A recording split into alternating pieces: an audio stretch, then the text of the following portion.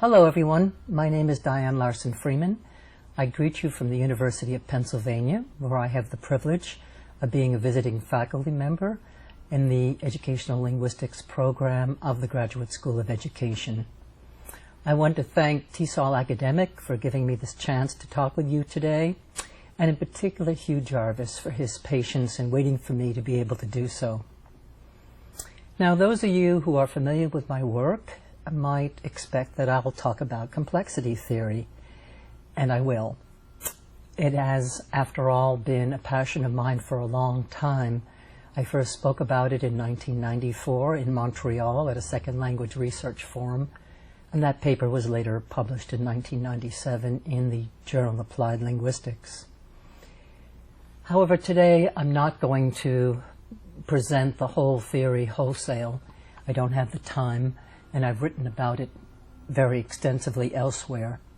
Instead, what I'd like to do is share a newer thought with you, and I'm going to give you 3 examples of how that thought is manifest, and then I'm going to conclude with some teaching implications. First, though, let me just say something very briefly about complexity theory for the sake of those of you who don't know about it. Complexity theorists study complex dynamical systems. Now, it's important to recognize complex doesn't mean complicated. Complex is kind of ambiguous, but it doesn't mean complicated. What it refers to is the fact that complex systems are made up of a number of components, and these components interact. Through their interaction, pattern at a different level emerges. So the example that's often given is that of a bird flock. Birds are on the ground, pecking away, you walk by, and they arise as one, as a superorganism, really. They go up together. They don't bump into each other. There's no captain bird leading the way. They become a whole flock that has a behavior unique to itself. They separate when it comes to an obstacle. They come back together again. They alight as one. That's an example of a rather simple system, but it's an emergent one. The pattern emerges. The pattern of the flock emerges out of the interactions of the individual birds. Now, having said that, I should add that the fact that something new arises from the interaction, something new is emergent, is what's very interesting about this theory to me, although there are many different aspects to it. In fact, earlier this month, I spoke at the American Association of Applied Linguistics meeting with the Canadian Association for Applied Linguistics in Toronto, Canada. And I spoke and I gave my talk the title, Complexity Theory, The Lessons Continue, because even down the road, 20 years now, I still find fascination with the theory and how it helps to shape the way that I think. Now, I talked about 5 lessons then in Toronto, and I'd like to just talk about one of those today with you. And the lesson has to do with dichotomies. Complexity theory invites us to interrogate dichotomies. That's what the French philosopher and complexity theorist Edgar Morin says. It invites us to interrogate dichotomies. Now, dichotomous thinking is pervasive, not only in our field, but in human affairs more generally. Think about our field, though: language versus culture, product versus process, grammar versus communication, form versus meaning, receptive skills versus productive skills. I could go on and on. I'm sure you can think of some yourselves. Of course, dichotomizing can be a useful heuristic, a useful way to think and to learn about the respective characteristics of the respective members of the pairs. However, one of the lessons from emergent holism that complexity theory preaches is the need to account for the non-duality of phenomena. When faced with dichotomies, we have a number of possible options for action. We can accept both members of a dichotomy, we can reject one, we can favor one over the other, we can reject both. Another option, which complexity theory encourages, is to look at what connects the two. Now, Claire puts it this way. She talks about third spaces, as do other people as well. But in 2009, she claimed that theories of thirdness have been used to question the traditional dichotomies between, say, native speaker and non-native speaker, or L1 or L2, or self and other. And she wrote that thirdness does not propose to eliminate these dichotomies, but suggests focusing on the relationship itself. It's a symbolic place, this thirdness, that's by no means unitary or stable or permanent or homogeneous. So let's spend some time in this thirdness place. Complexity theory says let's focus on the relationship between the two members of a dichotomous pair. And Cramps observes that's very much in keeping with the complexity theory perspective. As I've said, with complexity theory, we want to look at the relationship, and that relationship sometimes leads to the emergence of something new. So the first dichotomy I propose to look at is grammar as product and grammar as process. Now, I've been concerned for some time with what Alfred North Whitehead called the inert knowledge problem. The problem of students learning something in our classes and then going outside the class and they want to use that something to their own purpose. They're not able to activate it. They're not able to use it for their own purposes. Or they've learned it on Friday, you come back together on Monday, and it's no longer present. It seems to be missing. Of course it comes back, but it's not very efficient to keep losing things. There are lots of reasons it happens. I've been studying it for a long time, and the psychologists have told me a lot about why it might happen. But it seems to me, and this thought came when I first encountered the dynamism of complexity theory. It seems to me that if we taught grammar more dynamically, more as a process, rather than as a set of rules, more procedurally, we could at least ameliorate the problem. I coined the term grammaring, grammar ing, to encourage this line of thinking. Grammaring refers to an ability, not knowledge, but an ability to use grammar structures accurately, meaningfully, and appropriately. The unity between grammar as product and grammar as process became clear when I considered James Blake's sentence in his book on chaos theory. His sentence, "The act of playing the game has a way of changing the rules." In other words, as we play the language game, as we interact in language, we change the rules. The rules are not imposed top-down, but they emerge from the interaction of speakers using the language. Now, Blake was not talking about linguistic rules. Nevertheless, I think the metaphor applies.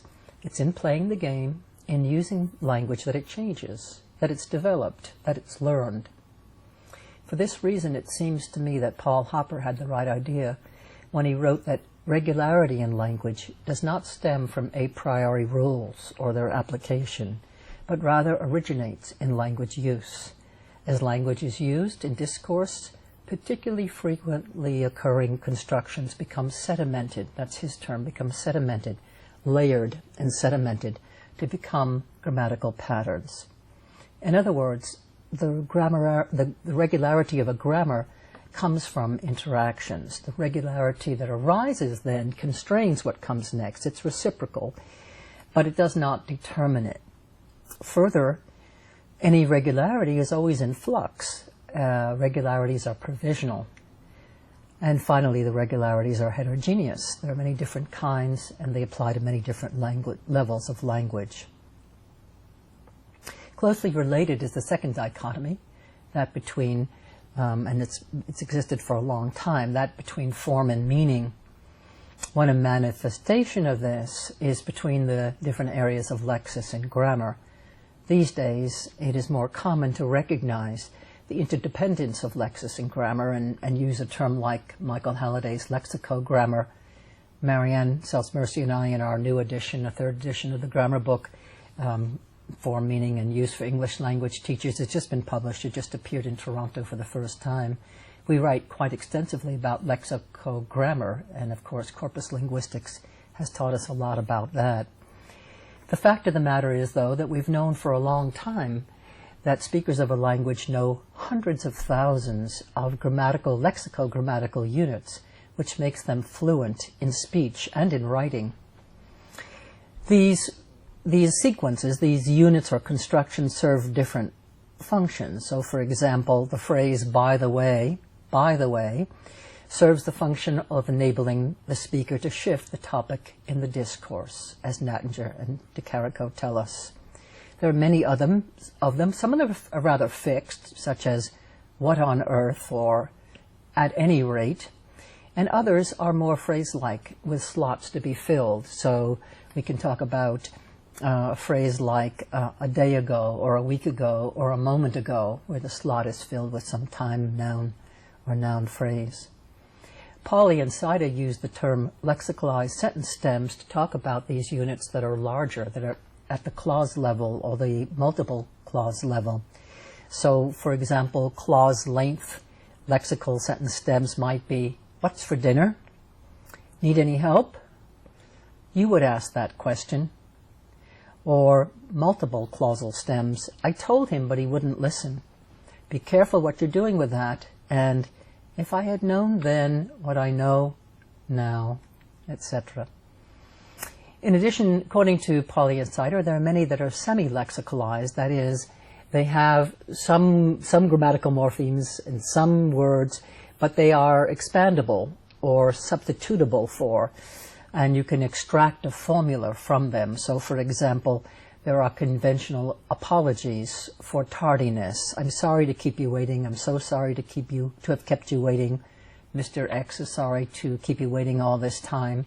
And you can see a certain frame with some flexibility within it that can be learned as an apology.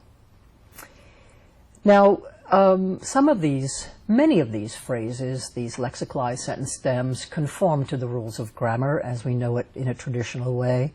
But there are extra grammatical ones as well. Consider the phrases sight unseen, or all of a sudden, or so far so good. These are not necessarily predictable from the rules of grammar that we know as conventional rules. And the problem, though, is not really so bad, because what we do know is that these same kind of phrases exist in other languages and perform similar functions. So they shouldn't be, their existence and behavior shouldn't be come as a surprise to our English language students. Indeed, it's been known for a long time that first language learners, Dwight Bollinger told us this in 1976, learn them. Child learns these collocations or these sequences or these constructions or these formula from hearing them in a variety of concrete context, and then later analyzes and abstracts from them the meaning of the individual words.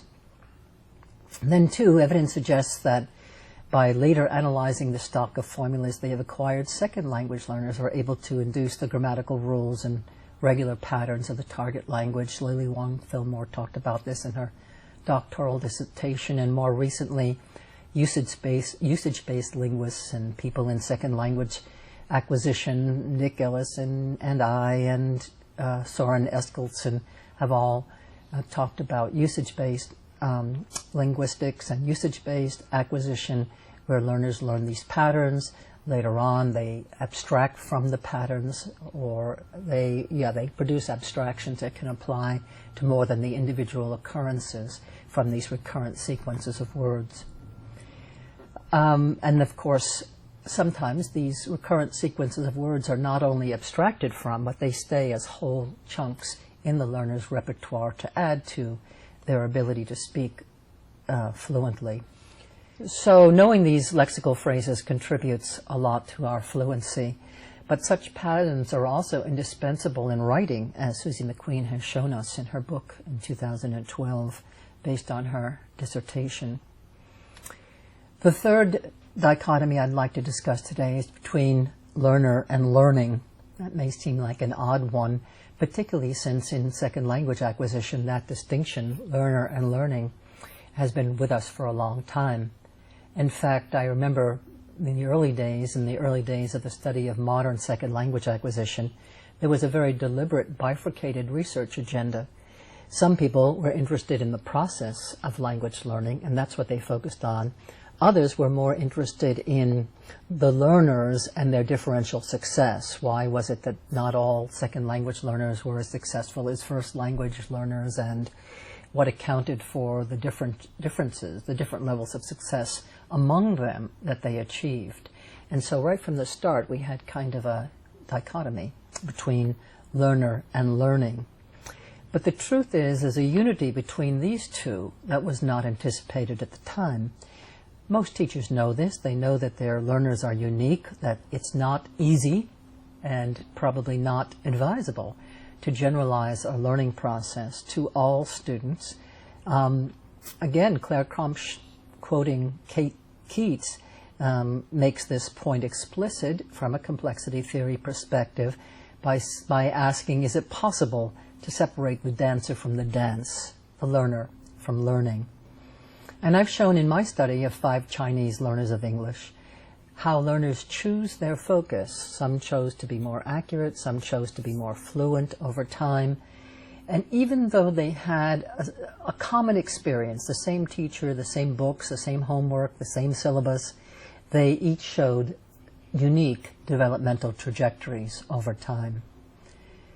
Okay, so far I've discussed 3 dichotomies, that between grammar as product and process, between lexis and grammar, and now learner and learning. And I've suggested that dichotomies are useful, but they have a downside. They obscure the connections between them. Complexity theory is a holistic theory. It invites us to look for the connections.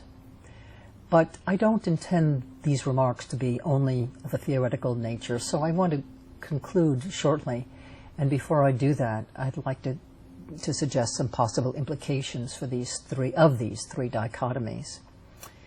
It seems to me when we talk about the first, between language as product and language as process, and we see what connects them is meaningful use, that we want to have our students have ample opportunity to use the language in meaningful interaction. And one way to do this is to plan activities that are recursive, that are iterative, activities where students revisit the language many times, revisit the same territory, not identical, but similar territory. For example, Aravard and Nation did a study a number of years ago using a familiar language teaching technique called the 4-3-2 technique, where learners pair up and exchange stories for 4 minutes each. Then they find another partner and tell that new partner their stories in 3 minutes, and then they do it a second time or a third time, really, and tell their new partner the same story for 2 minutes. And as you can imagine, the students get more fluent. They have less time to tell the same story, so of course they would. But Aravard and Nation report they also become more grammatical in their use of language, presumably because their cognitive resources are freed up to attend to the form now that they have their meaning, the things that they want to say in their story clear. So there's an example of iterative use of language, revisiting the same territory and still doing so in a meaningful way. Now this is not repetition. Each time it's a bit different. It's also not recycling, coming back again and again to a point that students are struggling with may be good pedagogical practice. But true iteration is transformative in the moment, not recycling from time to time. Now, when it comes to lexical grammar, I think you can use iterative activities around lexicogrammatical constructions. Getbotten and Segalowitz, for example, discuss their creative automation approach. The idea is to create a situation where some of these particular patterns are likely to be used frequently in a meaningful way. For instance, there's a pattern in English, X needs verbing, as in, my house needs painting. Now that's a very useful sequence, X needs verbing. There aren't very many verbs that can fit into that pattern besides needs, and yet it's a useful pattern if you need help with having something done. So if you were Getbotten and Segalowitz, you might say, okay, let's think of a situation where that pattern is likely to occur a lot. For instance, you could have students role play, calling up an appliance store and asking or saying, my washer needs repairing. And then having an opportunity to say that to the person who answers the phone, who then transfers you to the service department. You get to say it again, my washer needs repairing, sorry. And then a third time you'll have to say it because the service desk transfers you to the particular technician who fixes your kind of washer. That idea, the idea of being able to say that pattern again and again in a meaningful way, might very well help with the acquisition or the learning of that lexical grammatical pattern. And then third, the union between learner and learning, I think we can think of if we think more in terms of affordances rather than input. Input suggests a one-way action from the environment to the learner, whereas an affordance is a relationship between the learner and the environment. Leo van Leer gives us the example of a leaf on the forest floor. A leaf on the forest floor is a part of the environment, but it can offer, for a caterpillar, it can offer food. For an ant, it can offer something to cut and to pull away or drag away. It offers shade for a spider, etc. In other words, these all, from that very same leaf, this provides different opportunities for different organisms in the environment. Sheng, Newgarden, and Young in 2012 defined affordances thusly. Affordances are opportunities for action in the eco-social environment that can motivate agents, students, to act. Thus, a learner's language resource is developed from experience afforded by the learner's perception of the environment. The language of the environment, the ambient language, then does play a role in their shape, but it's not input, it's not determining them, nor does it define the learning trajectory. If it did, there would be no way to account for the differences among learners. In other words, teaching does not cause learning. Learners make their own paths. In this way, learning another language is not about conformity to uniformity. Teachers can plan activities that are potentially rich with affordances, recognizing that every learner may take from your lesson something different. And that's okay, that's natural. Okay then, looking for what connects the two members of a pair is one practice that a complexity theory perspective encourages. You can do it for yourselves, of course, and then when you do, think further about what connects them and what you can do to build your lesson around the connections. This is one lesson that I draw from my study of complexity theory, and as I said in Toronto, for me, the lessons continue. Happy teaching and learning, everyone.